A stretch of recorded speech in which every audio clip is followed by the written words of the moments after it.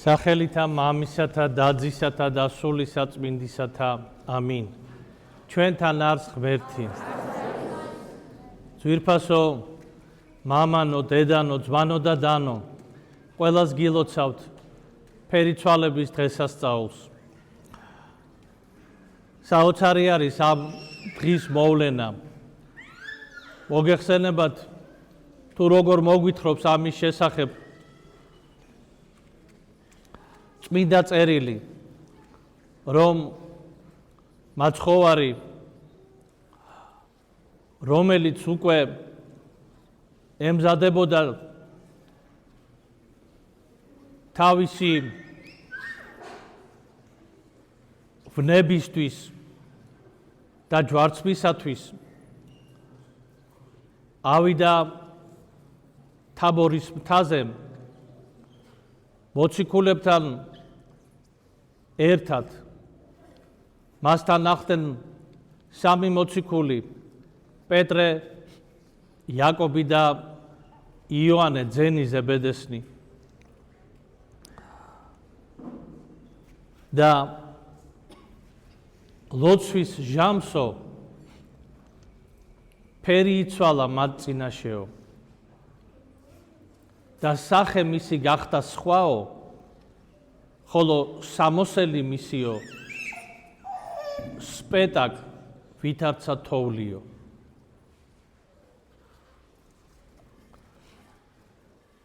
და მას ესაუბრებოდნენ ორი დიდი წინასწარმეტყველი ებრაელთა ერისა, მოსე და ილია.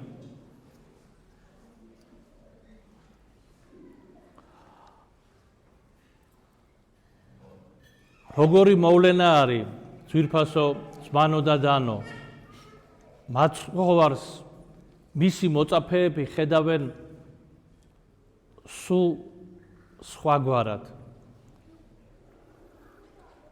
აქამდე მათ უხილავთ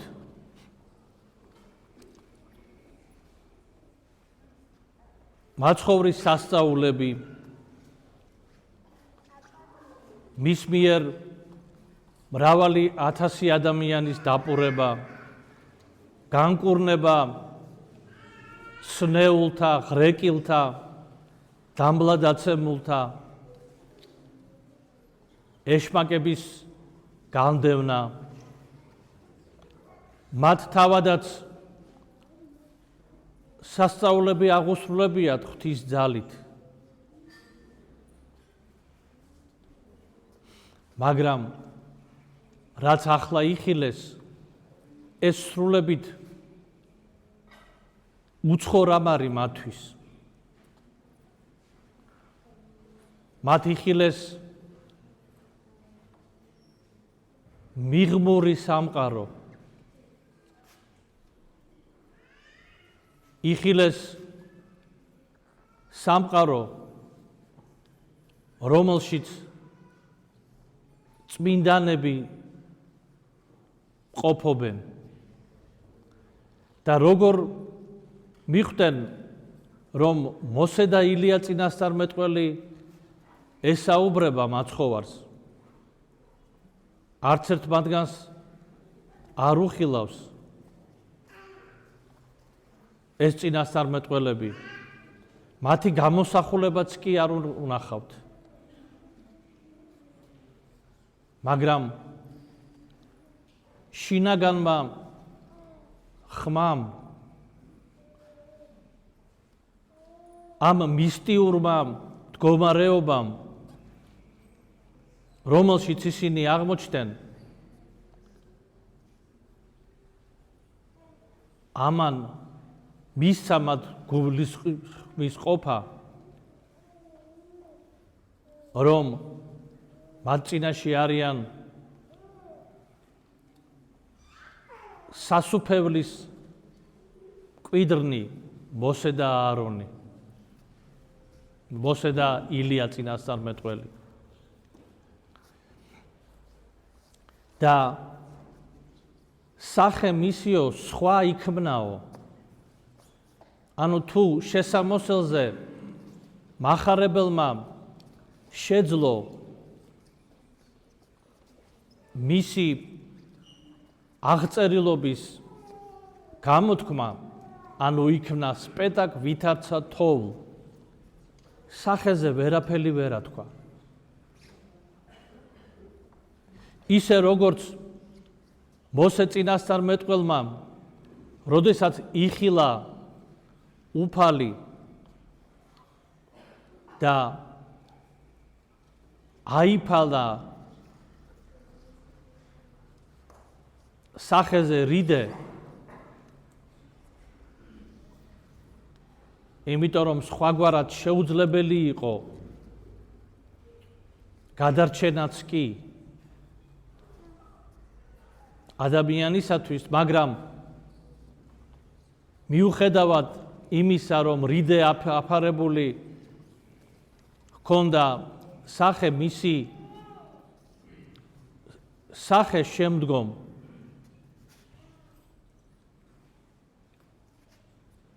ისე ანათებდა ისეთ სხიებს, მადლისეულ სხიებს,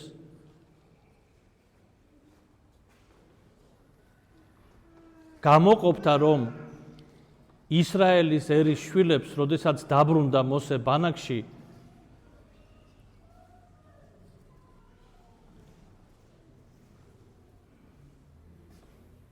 სინაის უდაბნოში ყოფ ებრაელთა ერისა, ებრაელთა ერის შვილები მას თვალს ვერ უსწორებდნენ.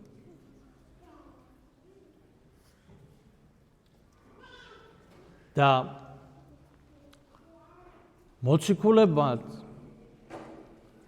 ვერ აღწერეს მაცხოვრის სახე, იმიტომ რომ ვერავის ვერ ძალუც ღმერთის დიდების აღწერა. იმ ღვთაებრივი ნათლისა, რომელიც მაცხოვარმა გამოაჩინა თაბორის მთაზე თავისი მოწაფეების წინაშე, ამ ნათლის აღწერა შეუძლებელია.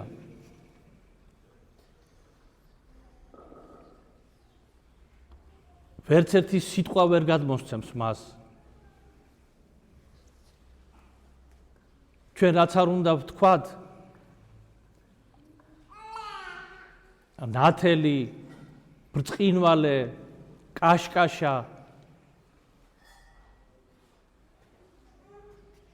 ეს მხოლოდ მიახლოებითი ჩვენთვის გასაგები მახასიათებლებია, მაგრამ რეალობა აბსოლუტურად სხვაგვარია და აი ამ რეალობაში აღმოჩნდნენ იმ მისტიურ უხილავ რეალობაში აღმოჩნდნენ თაბორის მთაზე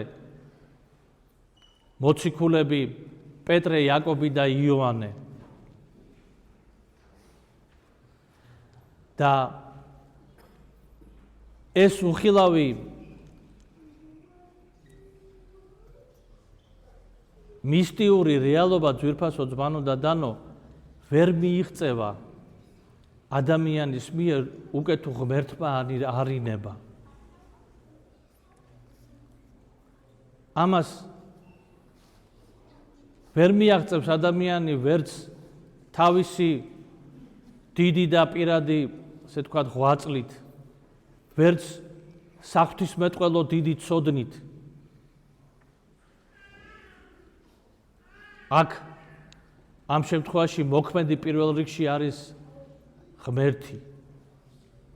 არის მოქმედი მადლი სულისა წმინდისა და შემდგომ კიდევ ამის შემდგომ ადამიანის შინაგანი შესაძლებლობა, ანუ მიმღებლობა ადამიანის გულისა.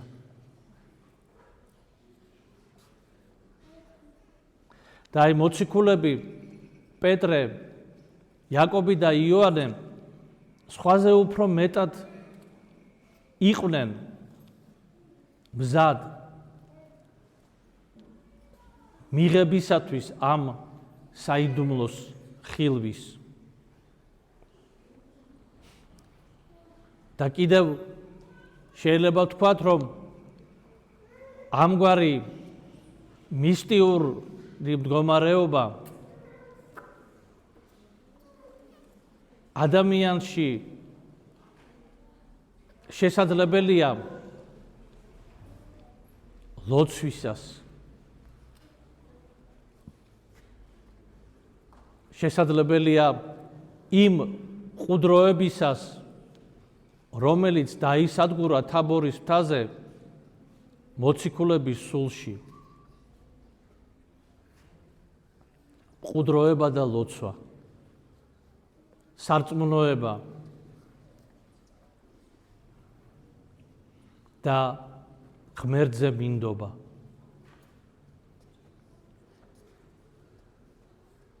აი ამ თვისებებით, ძვირფასო ძმანო და დანო, ამ თვისებით მქონეები გაყვნენ მაცხოვარს და მიუხედავად რომ ეს საოცარი საიდუმლოება იხილეს მიღმური სამყარო, პეტრე მოციქული ეუბნება, კარგი არისო აქ შევქმნათო ჩვენ სამი კარავიო, ერთი შენთვის, ერთი მოსესთვის და ერთი ილიასთვისო. ამ დროს პეტრე მოციქულის სულში მოქმედებს ზუსტად ის მადლი, რომელიც მას სხვა ყველაფერს ავიწყებს. პეტრე მოციქული არ ფიქრობს დანარჩენ სამყაროზე, არ ფიქრობს არც თავის მეუღლეზე, თავის ოჯახზე, არ ფიქრობს არც თავის მეგობრებზე. ის იმდენად აღსილია, რომ მისთვის ნეტარების ადგილი ყველაზე აღმატებული ამ წუთის სოფელში არის ის თაბორის მთა.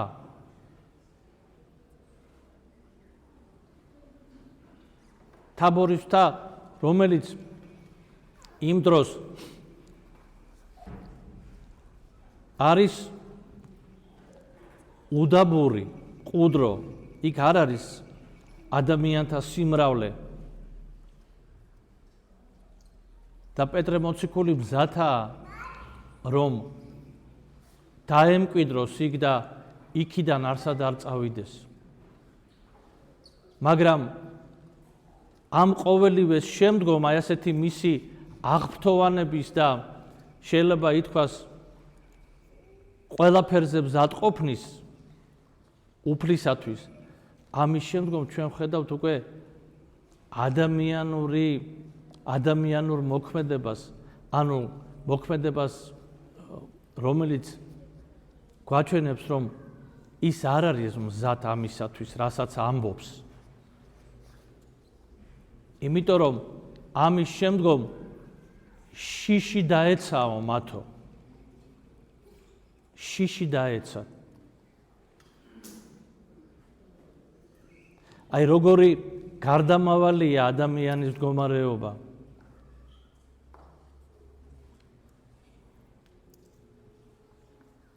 რეალობა წაიშალა. გაქრა ეს ფიზიკური წუთისოფელი. მოციქულებმა იხილეს მიღმური სამყარო, იხილეს ამ სამყაროს კვიდრები, დიდი წინასწარმეტყველები. იხილეს რეალურად, ფიზიკურად. თვითონაც აღმოჩნდნენ იმ მეტაფიზიკური სამყაროს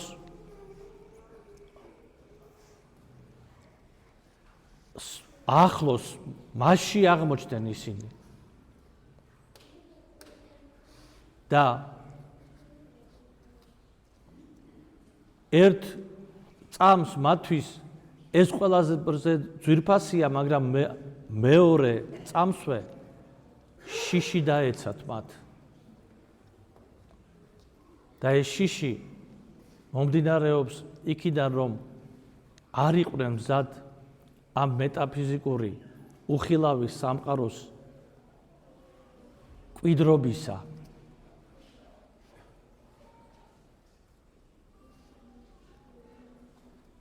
ამისათვის უნდა მოემზადოს ადამიანი,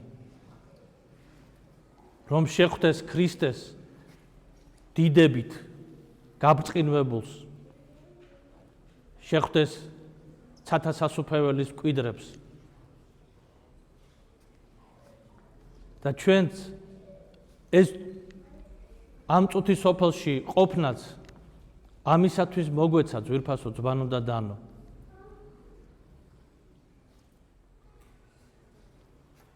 ღმერთმა ამისთვის დაგვაჯილდოვა ჩვენ სიცოცხლით.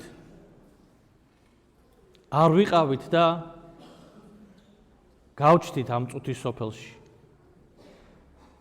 და ეს წუთის სოფელი გარდამავალია, უნდა გავლოთ ეს წუთის სოფელი და შევიდეთ ამ უხილავ სამყაროში, რომელიც ასე თვალნათლივ და მკაფიოდ ფერიცვალების მოვლენისას გამოჩნდა. მაგრამ უნდა შევიდეთ მზადყოფნით ძვირფასო ძმანო და დანო, იმიტომ რომ შეიძლება შიშმა არ მოგცეს საშუალება რომ გავხდეთ იმ მიღმური სამყაროს მკვიდრები. ყველაფრის შიშმა და უპირველეს ყოვლისა შიშმა ღმერთთან შეხვედრისა, შიშმა სიკვდილისა, შიშმა ღვთის სიტყვის მიხედვით ცხოვრებისა,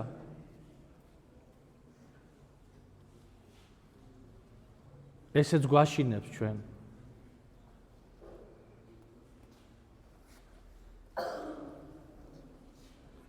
და აი ამ საოცარი დიდებული დღესასწაულის მომსწრენი ვართ ჩვენ ძვირფასო ძმანო და დანო და შევთხოვოთ მოწყალე ღმერთს, რომ თავისი მადლით განამტკიცოს ჩვენი გული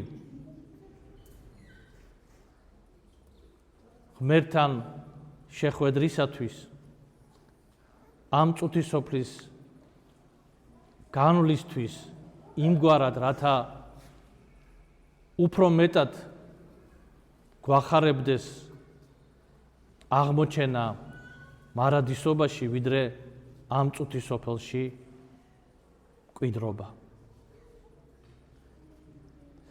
ღმერთმა დააგლოცოთ ძვირფასო ძმანო და დანო, მადლი წმინდა და დიდებული დღესასწაულისა იყოს თქვენთანა აც და მარადის და უკუნითი უკუნისამდე.